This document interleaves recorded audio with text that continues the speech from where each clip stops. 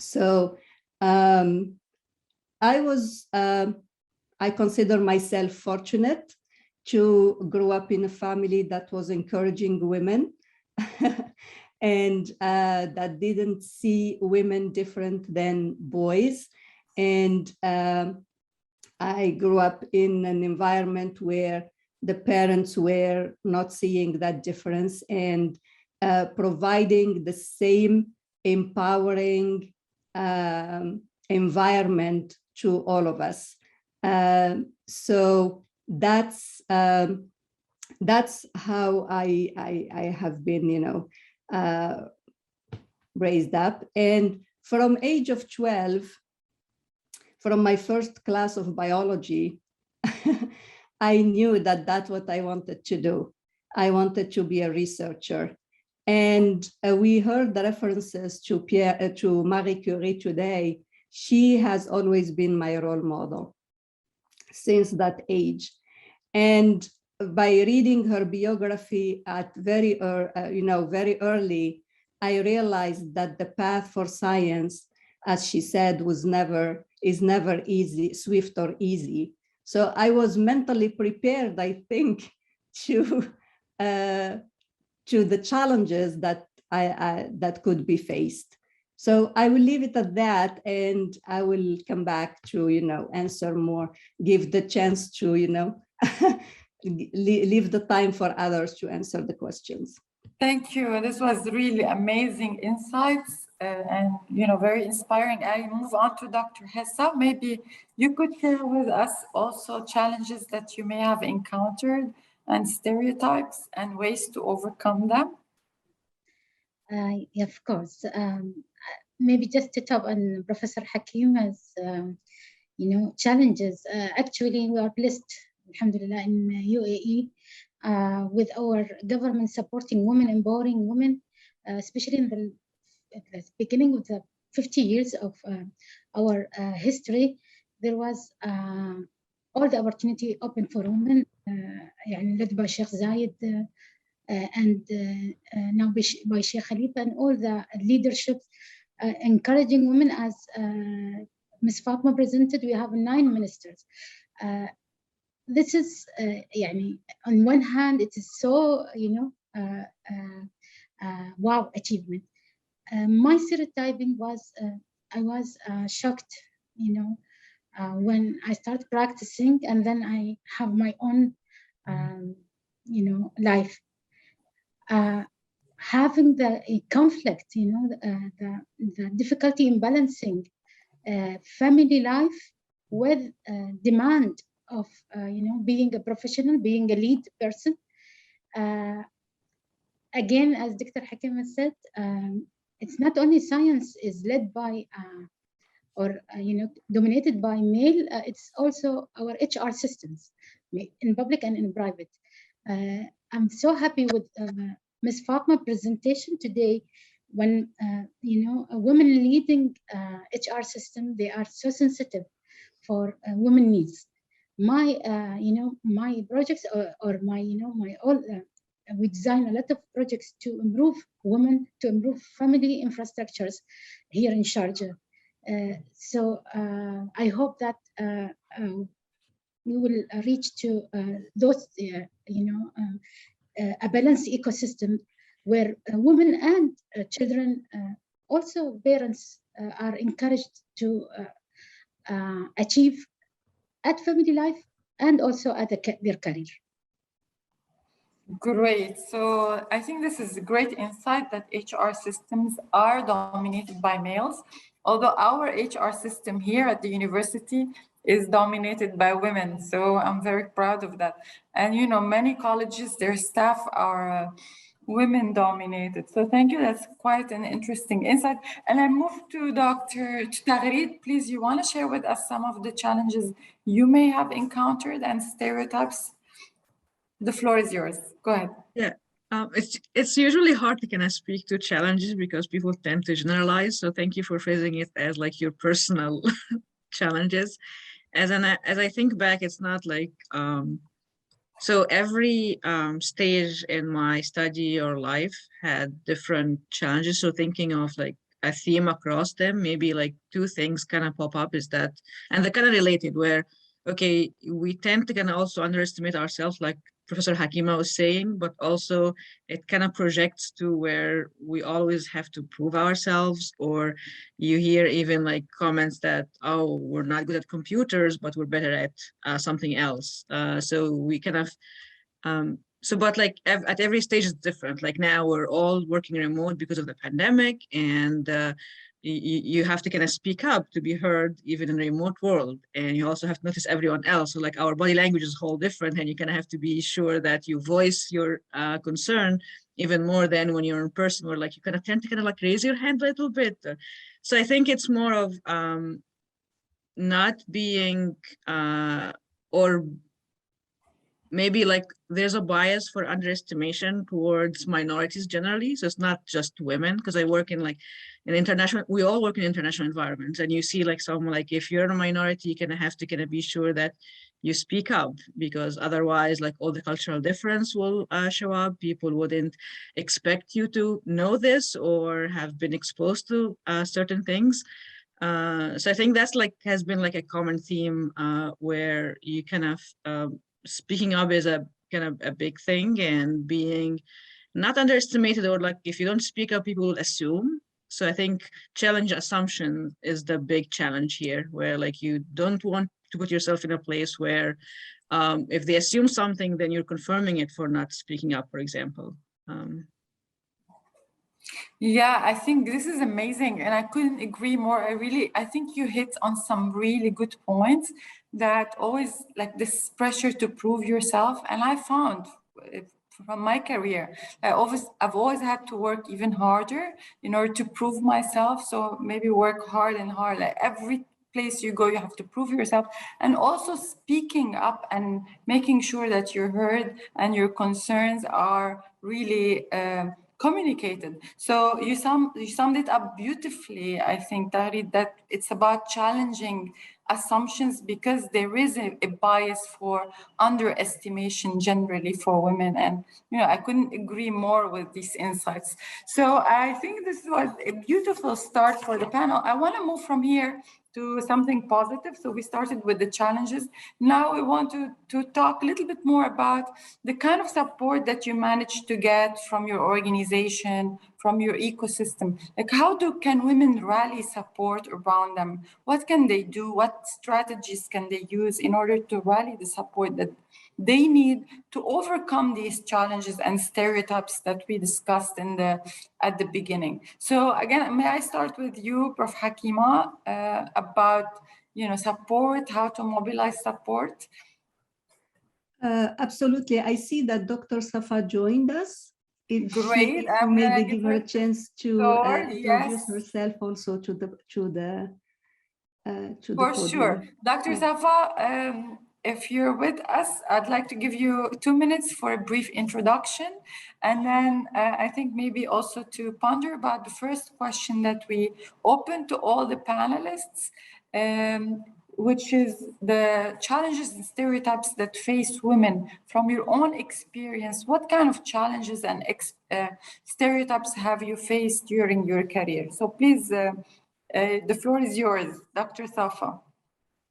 Thank you, Dr. Dima. Thank you, Dr. Manar, for allowing us to participate in this important conference. It is really very nice to have all these ladies and to share experience. So I think for me, I had several challenges during my life. First of all, I'm from Palestine, from Jerusalem, Al-Quds.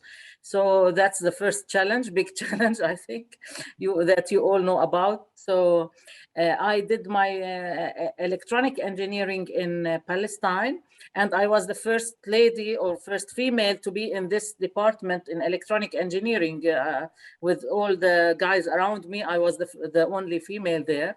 And then I decided to continue my studies for the master's and PhD in France, which is also not very acceptable by our conservative families and so on. So first I wanted to study abroad. My father refused, and then because of the first Intifada, we were obliged to stay 8 years to study the engineering instead of 5 years. So he was obliged to allow me to go to France and continue my studies. So I did the master's and PhD in electronic engineering and signal processing, which is also a very unique field that you don't find any females there. So in the laboratory in France, I was the only female also. And when I came back to Palestine to search for work, they told me, oh, electronic engineering, PhD, overqualified.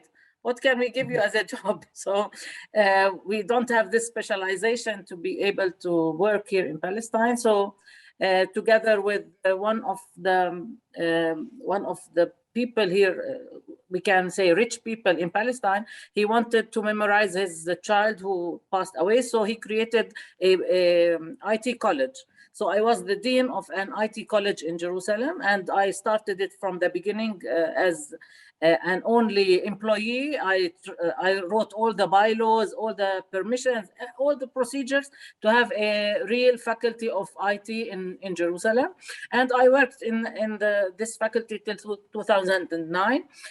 Being an electronic engineer, I missed many times at many fields in the technology, like databases, whatever they want to teach in IT. So I followed many courses. I did Microsoft Certified System Engineer. I did Microsoft Certified Application Developer, HR. You spoke about HR now. I have a certificate in HR. I did all the certificates that I can have to be a qualified dean. And in spite of that, I will come to my life with challenges at the same time. People didn't see that a lady would be the dean of a college, founding a college. So I had many challenges in that, to be the only lady.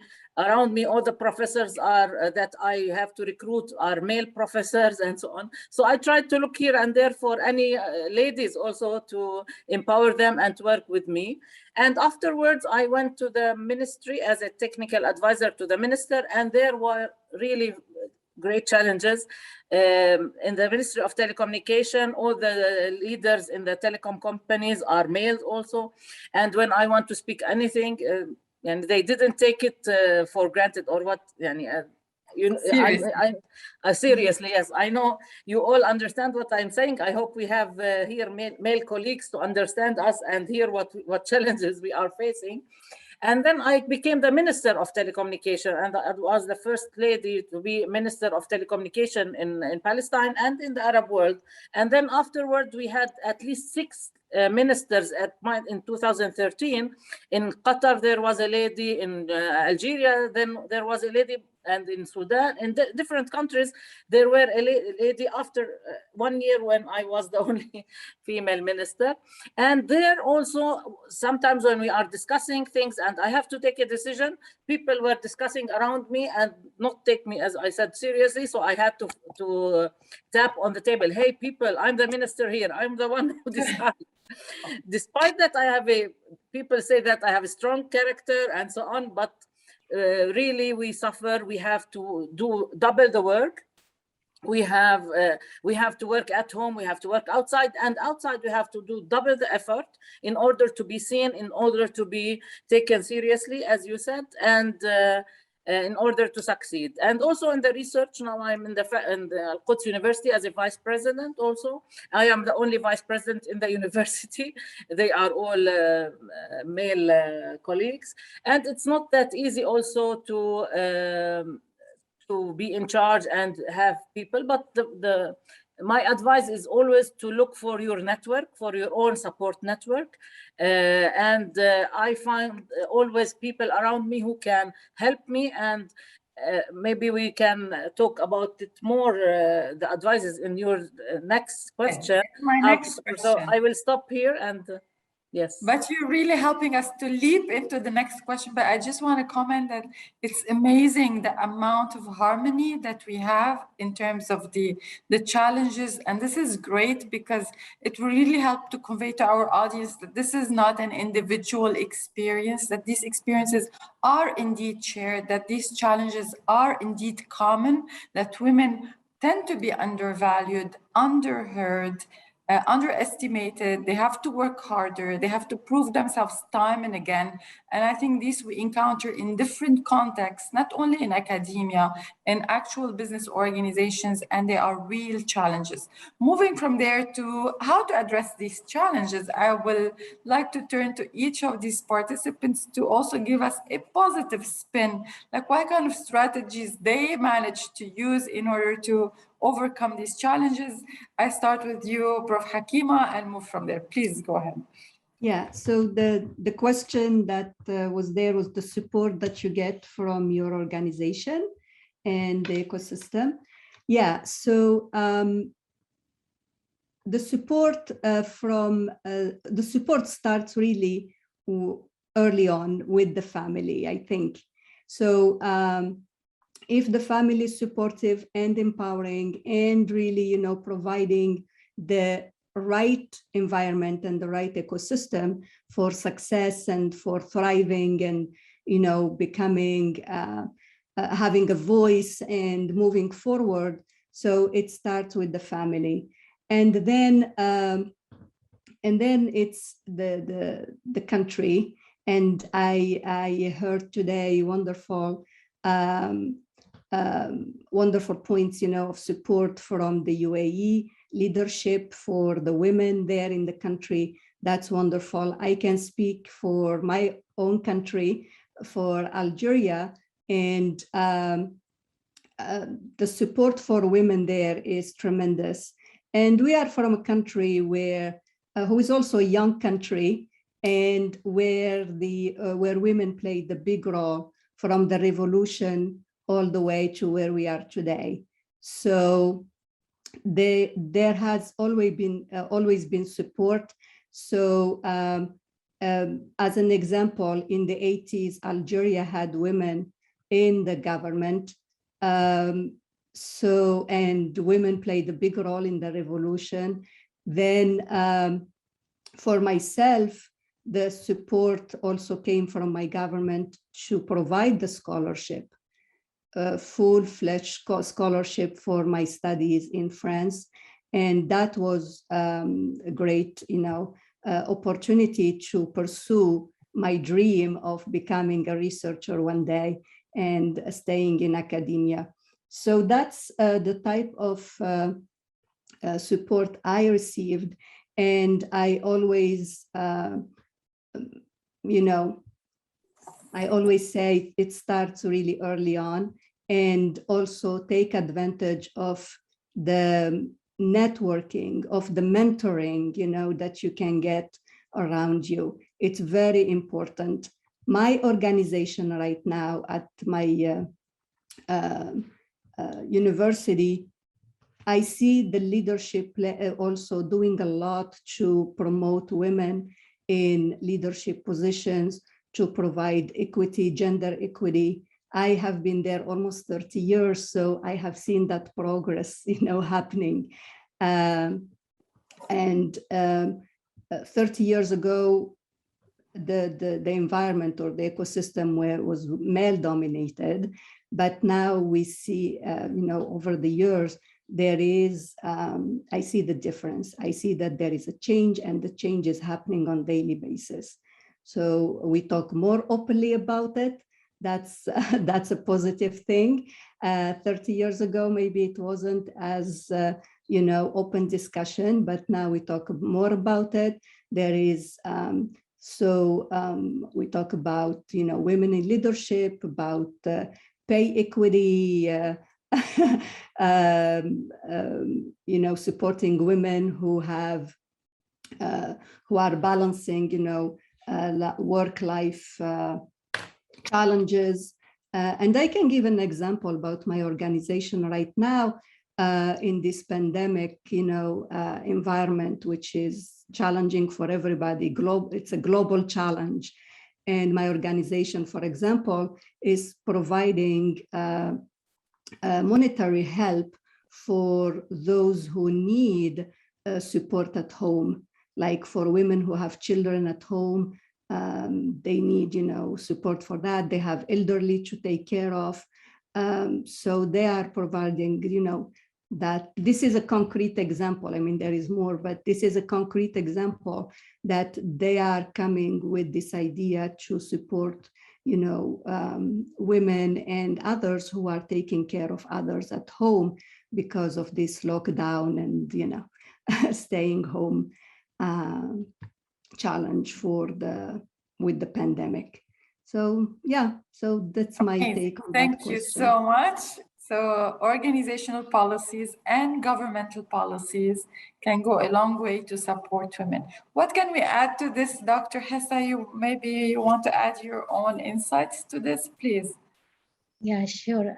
Yeah, actually, when organizational policies are lacking or, you know, moving behind your needs, sometimes you have to design and innovate. And, you know, again, as Dr. Safa said, look for networking to, you know,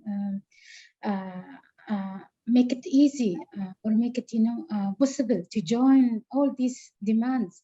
We need to be, you know, a career professional succeeding in your, you know, field, and then again you have your responsibility toward your family. So just an example of, you know, what we have done in Sharjah, maybe 16 years back when I was starting my motherhood, you know, journey. It was a really great struggle for me to, with that, you know, restriction on the, let's say, maternal leaves, almost no breastfeeding breaks, no flexible timing, a lot of no.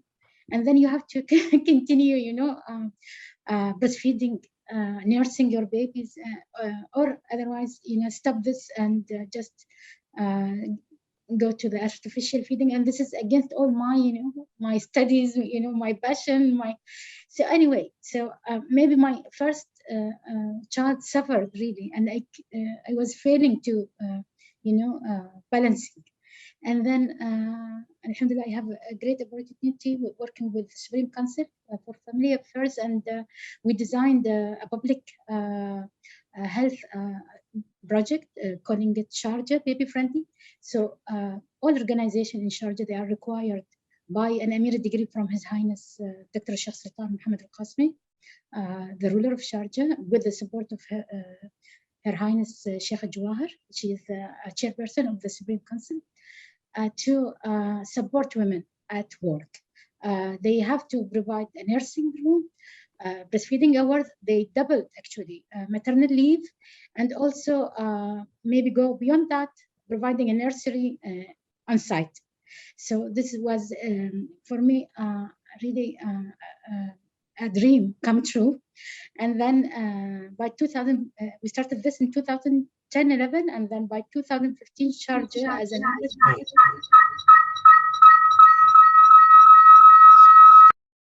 I'm sorry.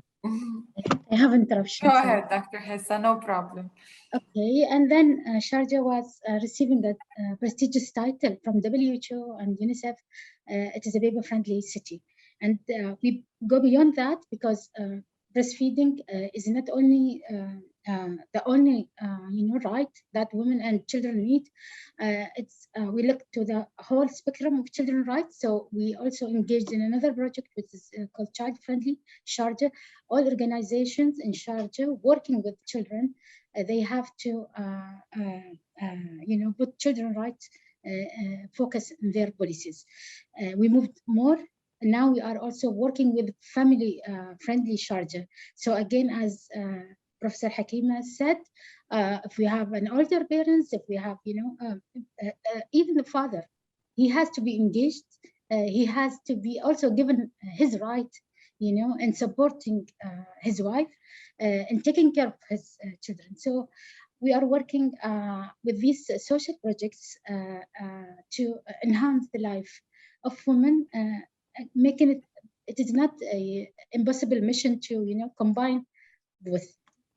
Thank you. Yes, that's amazing. And it's interesting, like how from a pain point and a challenge that you encountered, you were an advocate for change and for these very interesting and progressive policies for children and for families. And really, I'm proud that Sharjah now is a labor-friendly city, and this is a great achievement for all of us. Okay, moving on. Thank you so much, Dr. Hissam. Moving on to Taghreed, maybe you want to also comment on this question? Sure. So, yeah, I think, Professor Hakim and Dr. Hessa covered really well, like how organizational policies and even governmental policies affect how we do things. I want to take like a shift a little bit in like the private sector where it kind of like goes both ways. So most of the companies now have like a very dedicated kind of branches or like track of leadership on diversity, equity, and inclusion. And it's not necessarily, it's not just women, again, like every underrepresented minorities. So, and the way I see it, or what I've seen work in practice, is that like there has to be a leadership policy and leadership support and awareness and communication of these are important values and we care about this, and here are the rules or new laws or policies that we've instituted, like maternity leave everywhere. And it will definitely will depend on the country and the culture, but as long as the leadership kind of communicates well that this is something we care about. On the other hand, a lot of the policies change, as Dr. Hessa mentioned, from the grassroots activities that grow into like a policy. Like in my role, I've kind of started a lot of mentorship initiatives and started with women and then kind of extended to other groups in the organization. And it started as grassroots activities where like lots of volunteers, so that kind of build a network. It doesn't have to be just women. And that kind of became like a whole org kind of initiative. And a lot of similar initiatives, like for example, improving the hiring pipeline, reaching out to underrepresented groups, whether it's like the colleges or with training, starting with grassroots and then pushing to the leadership that, yes, we started with this pilot and a very small prototype and it works, then it becomes an org policy. So I think it has to go both ways, where the leadership recognize and are aware and they communicate really, this is a focus area, we care about inclusive policies and here's what we're doing. But also, we also have to do our work and recognize there's a gap here, and here is a solution or a proposal of things that will work, and then try and bubble it up with the right allies and bring in more mentors and stakeholders that will care about the health of the organization. Yes, Taghreed, thank you so much, because you really made a point explicit, which was implicit with Dr. Hassan and Dr. Hakima, which is the component of leadership. I think leadership really sets the tone. And yes, it's important to have policies, organizational, governmental, but the role of leadership is key in terms of setting the tone, saying this is important and this is the direction in which we're moving. So thank you so much for making this more explicit. And Dr. Safa, maybe you want to also share with us your comments and your insights about what kind of support we can mobilize as women. Yeah, so again, going back to the support network, I really believe in this issue of having your own support network around you, and to use it in different types, either at work or even at home. So if your family, your small family should be the first support network for you. For example, when I got married, my husband was outside the country. I was alone, and I was living only with my father till my husband was able to come to join us in Palestine. As you know, it's not easy to enter Palestine for someone living abroad. So, and then when my husband came here, he was a real good support network for me that enabled me to be a dean first, and then a minister, and now a vice president. And without support, it won't be possible, I'm sure. But at the same time, you have the female support network and the male support network around you that will help you and all the demands around you and overcome this gender bias that we live. for example. At the same time, in the university, for example, there is much support from the Deanship of Scientific Research, for example. The Dean of Scientific Research in our university is a lady, and she is always doing her best to encourage the more scientific research. She's always bringing for us some scholarships or grants to do the research. She's providing us with some services to help us carry out the research itself, and always sends us some news, what can we do in order to develop us more and more. And we are connected together with the Women Network for Research. She's the head in Palestine also. So this type of network, if you register with these networks, you can see other successful ladies, and this will give you good support and a push, like to see, oh, if she succeeded in that, why don't I try and I will succeed? Because we ladies, I think, are always hesitant, and we don't trust, we don't have high self-esteem. While men, should I speak about men? We agreed not to, be very diplomatic. In a diplomatic way. Diplomatic way, okay. So we ladies, when we succeed in something, we attribute it sometimes for luck or for having support from here and there, while our colleagues will attribute it to their own attributes, that they are the ones who succeeded because they are good, or so we have to work on our self-esteem and our more to trust in our ability. Skills, skills and abilities. Skills and abilities, yes. Because when we work, and as we said earlier, we work too hard. We are always hardworking, and when we fail, we say, maybe I wasn't, because I don't have the ability because of that. But our colleagues say, no, because I'm not interested. I didn't succeed in that because I'm not interested. But we ladies attribute it to our own lack of ability sometimes.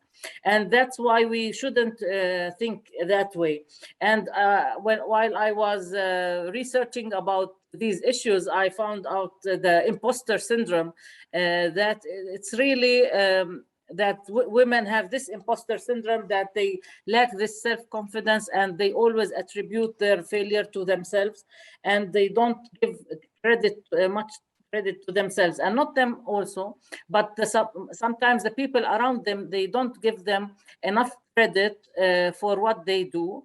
So they will have less confidence, and also as a result of that, they are less likely to put themselves forward for promotion and for other assignments.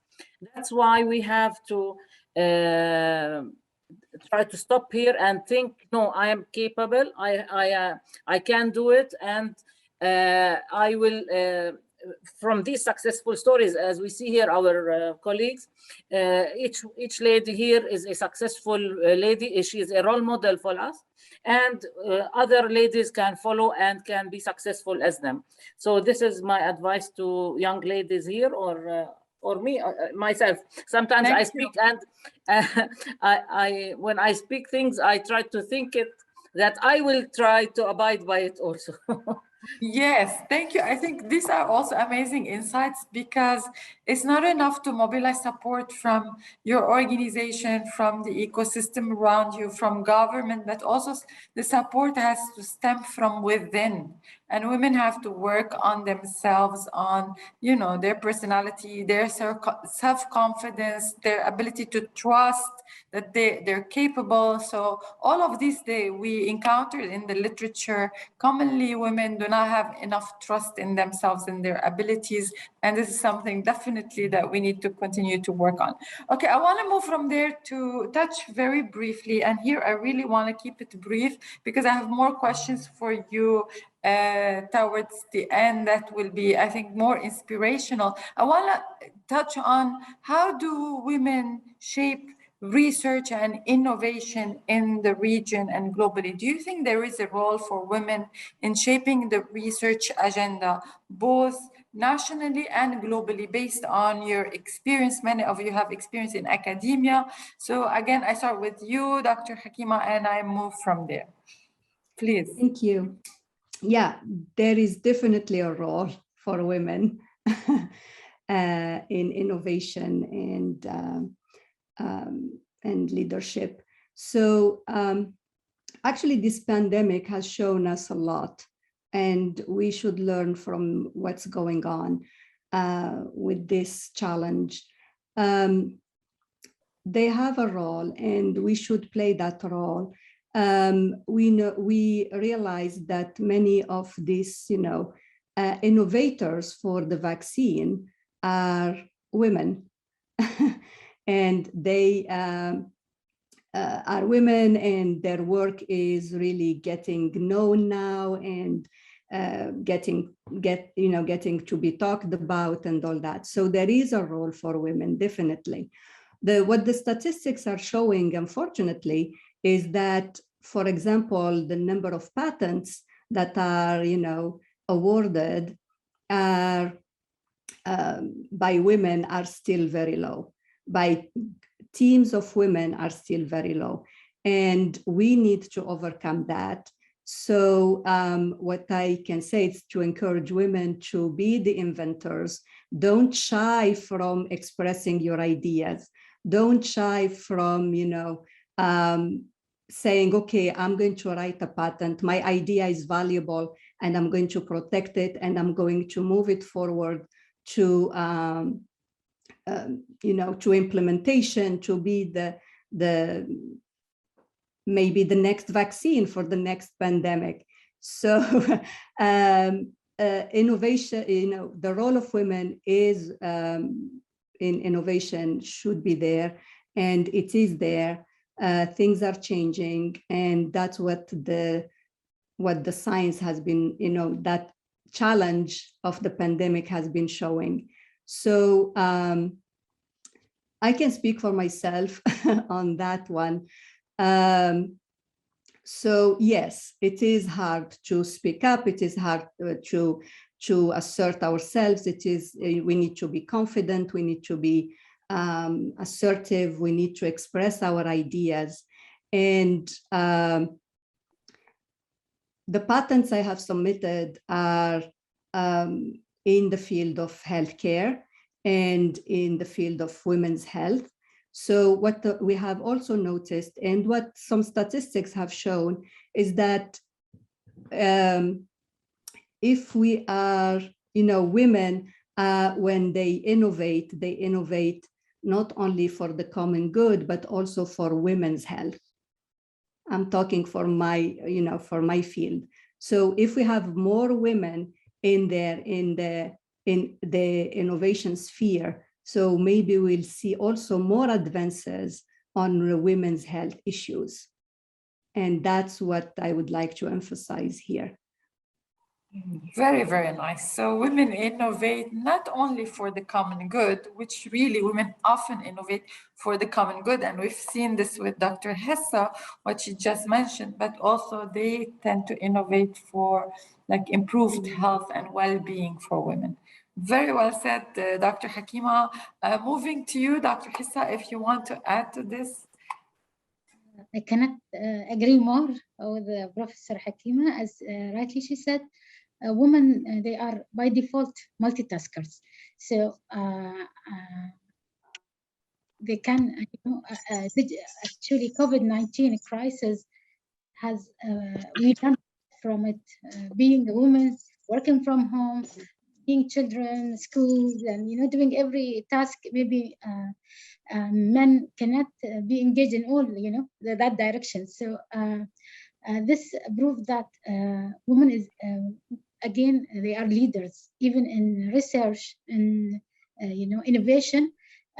Just they need again to be encouraged, and they encourage themselves. They don't have to accept, the reality if they don't like it. Thank you. Yes, very nice, very well said. Thank you, Dr. Hessa. Moving to Taghreed, you want to add anything about women shaping research and innovation? I think it's not might not be adding much, but like in the way I see it is that like we build product, we innovate and do research to solve problems. And if we're not included in identifying what the challenges are, what the problems are, and coming up with solutions and trusting ourselves that, oh, I'm gonna build this new product to solve this because I've seen it, I've lived it, then we're kind of not solving at least 50% of our problems. Maybe like it's like a simple, like I don't have the statistics, but I know that we're 50% of the population. So if we don't innovate to solve our own problems, then no one will. Same as building product for accessibility for any other type of population where you have to solve your problem and try and innovate and research to be able to come to the solution because you are the main user for those products. Yeah, very good point. So we need to be really engaged in terms of coming up with solutions, and this will often come through being engaged with research and innovations. Thank you so much. And I want to move on. Dr. Safa, you want to add to this, please? Yes, I will say that women leaders have the skills and the knowledge to lead in many sectors. And this was very clear during the pandemic and the health issues. And we saw that the countries that were the best to deal with the pandemic were headed by ladies. Either in Germany or there were 6 ladies leading countries, and they were the best to deal with the pandemic. And this is one of the learnings.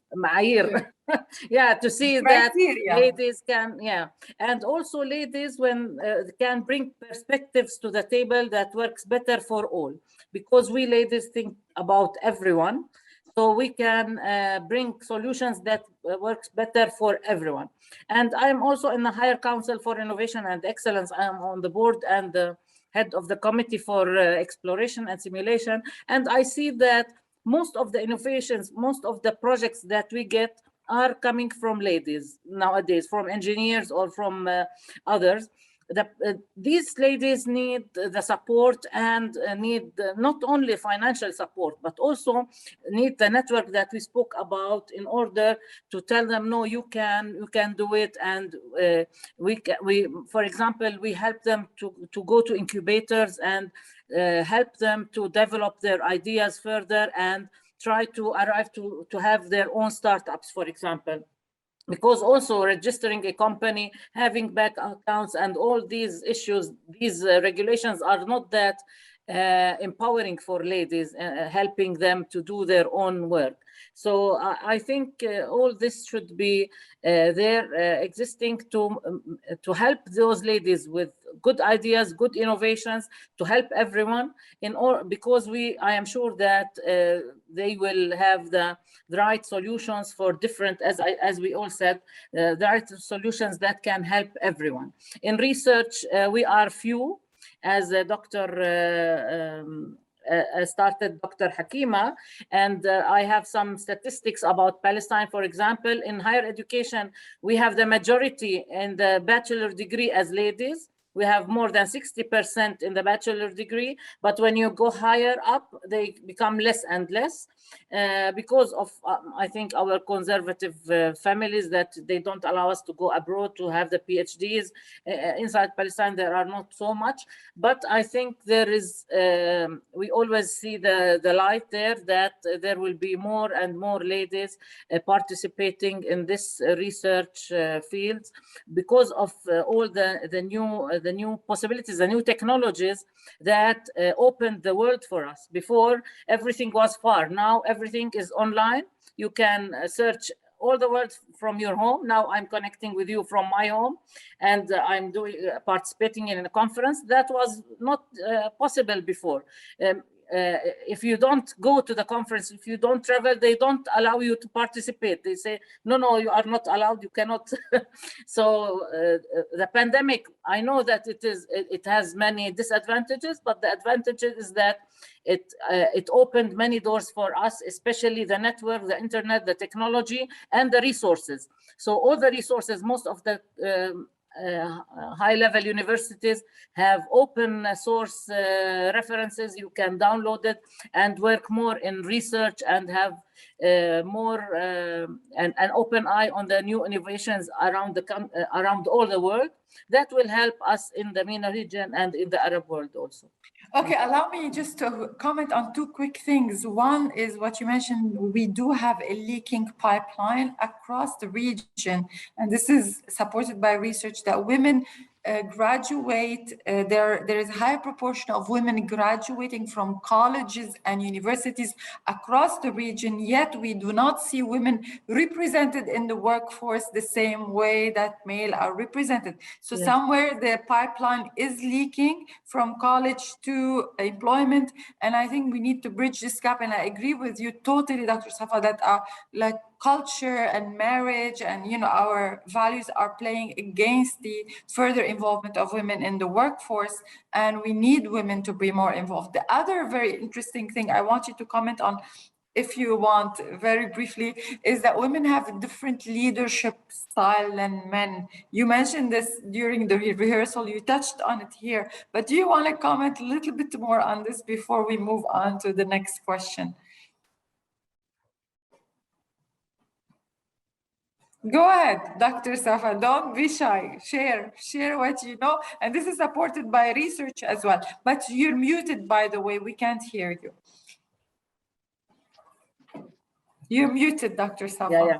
Sorry, I didn't pay attention. Yes, it's in the literature. I didn't invent anything. It's a study by, even by Harvard Business Review about the 7 lessons that men can learn from the leadership styles from women.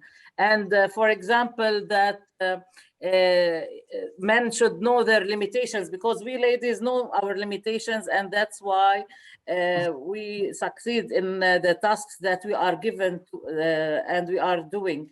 So men should know a little bit more their limitations. For example, there is another advice, for example, that put your people ahead of yourself, because we ladies, when we work, we think about others, but men, when they work, they put themselves ahead.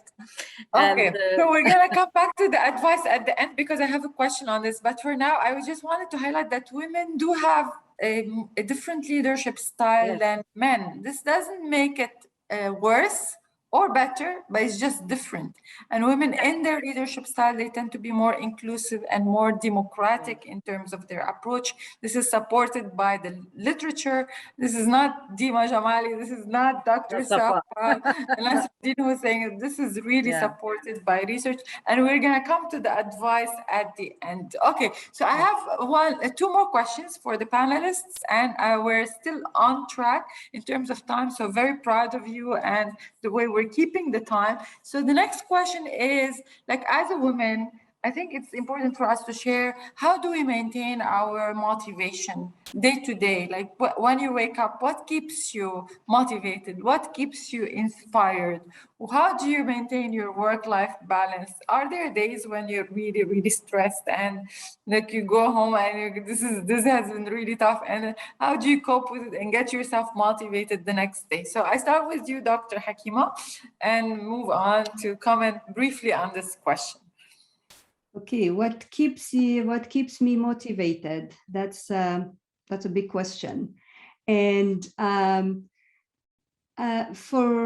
can speak for myself from my own experience. It's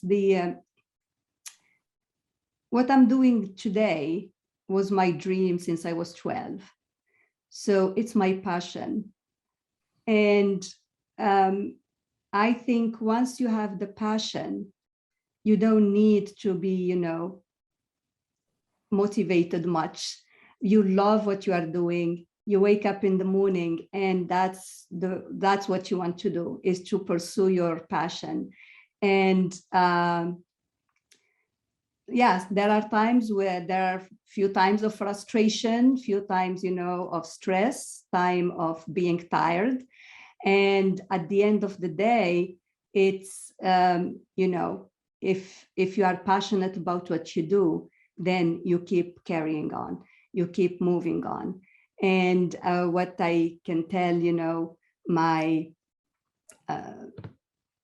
my wonderful people here and women, and is follow your passion. Do what you really want to do.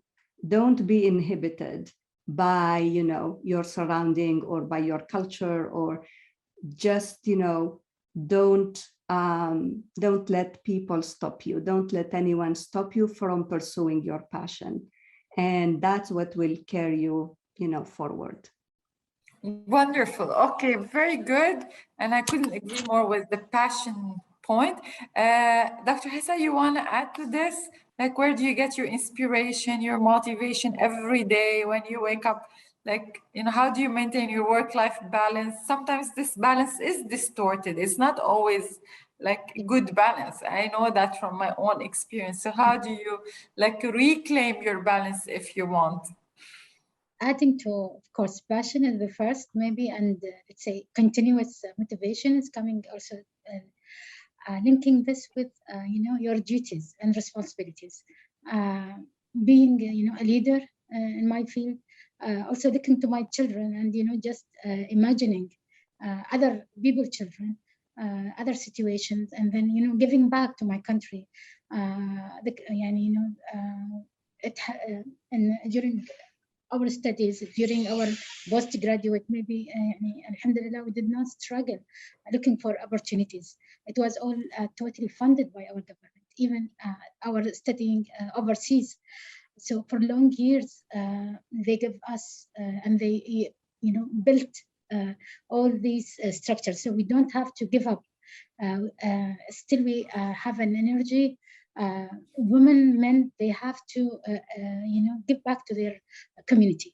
So this is keeping me, and even sometimes, you know, we have conflict in the work, and we have, you know, sometimes underestimation, sometimes, you know, and then you said, okay, I'm not working for, let's say, X person. I'm working for the common good. I'm working for the case. So this keep, you know, energizing the process. Thank you. So keep your eyes on the bigger picture, on the goals, on the bigger purpose. I think this is very important for women to keep going besides passion. Taghreed, what would you like to add to this? I think I take a different view here because I didn't know I'm going to be a computer scientist when I was little. And I didn't have like this one passion that I'm going to go do this. I'm like more of the school of take it one passion at a time, if that's a thing. So I never thought that I'd be like a statistical kind of analytical person in networking, because these were two of my least favorite subjects in college. But somehow I did my PhD in networking because the opportunity was there, and then I took it and I did well. So I think it's more of, even if you think you don't have your passion, if there is the opportunity, don't shy away and focus on that opportunity in front of you and do the best you can with what's in front of you. Like, I wanted to go into politics, but my dad convinced me that I'm better at math. So I went into engineering. And then years later, when I have done my PhD, I have a good job, I went back to law school because like it kept kind of in the back of my mind. Is this something I want to work on? Or is this still something that interests me? So I would say, like, keep your like passion and work. They could be the same thing or it could be separate. Just don't feel like kind of just love what you work. Like, I go back to work every day because I feel like even if I don't feel the direct impact of the work, I see the end goal, as Dr. Hessa said. But also, I think what motivates me the most is the people I work with and my family, where like I love my team and we come together and we solve the problems, even like tight deadlines. And this has been the case for even college, working on a project. Oh, we're missing deadline. No, we're not. We're going to do this.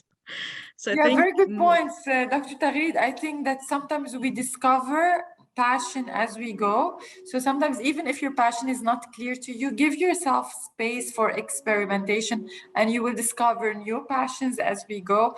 And I couldn't agree more with you. What really motivates me are the smiling faces of my colleagues and the contagious positive spirit around us. So this is also like very interesting source of I guarantee you, inspiration. any place in motivation. science, you'll know that there's an end goal and you'll make it happen. The impact is there. Just you do your part one step at a time. Yeah, absolutely. Okay, moving on to Dr. Safa. You want to comment on this? Like, where do you get your inspiration, motivation? How do you keep going? Work-life balance? When you're very tired, what do you do to recharge your batteries? Yeah, I'm an electronic engineer. I plug the wire. Bravo. That's what No, we need. So what my colleagues here said are really true. Pursue your passion or look for passion, but it's not always possible to do what you like to do. Like Dr. Hakima said, do what you like to do. It's not always possible. So you have to try to find the positive things that you are that in what you are doing. If you can't change what you are or what you